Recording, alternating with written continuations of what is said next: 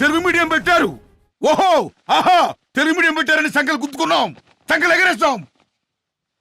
బిఏలు, బీకామ్లు, ఎంకామ్లు, ఎంఎస్సీలు pass అయిపోయాం. కాలేజీల నుండి యూనివర్సిటీల నుండి బయటకు వచ్చిన తర్వాత మాకు ఉద్యోగాలు వస్తాయని సంబరపడిపోయాం. కానీ ఏమైంది? ఇంటర్నేషనల్ లింక్ లాంగ్వేజ్ ఇంగ్లీష్ లో ఉండడం వల్ల ప్రశ్న పత్రాలు మా అందరికి ఇంగ్లీష్ లో కమాండ్ లేకపోవడం వల్ల మేమందరం ఫెయిల్ అయ్యాం.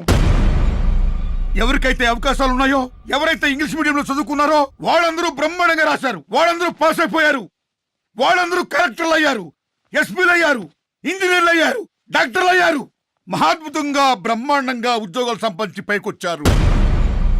కానీ మా పేద పిల్లలం ఎవరైతే తెలుగు మీడియంలో చదువుకున్నామో మేమేమయ్యాం? ఏమయ్యాం మేము? ప్యూన్లు, అటెండర్లు, గుమస్తాలు, ఇవి కాకుండా మన భారతదేశ సార్వభౌమాధికారిని కాపాడే జవాన్లు అయ్యాం, శాంతి భద్రతలు కాపాడే పోలీసులు అయ్యాం మేము. ఎక్కడుంది సామాజిక న్యాయం? విద్య ద్వారా సామాజిక న్యాయం జరుగుతుందని చెప్పాడు అంబేద్కర్ మహానుభావుడు. కానీ ఈ ఇంగ్లీష్ మీడియం తెలుగు మీడియం వల్ల సామాజిక న్యాయం జరగలేదు సరిగదా, అంతరాలు ఇంకా పెరిగిపోయాయి. ఇంగ్లీష్ అనుకున్న వాడు ఆకాశానికా, తెలుగు మీడియం వాడు అర్థపాతాళానికా? ఏందండి మీరు చెప్పేది?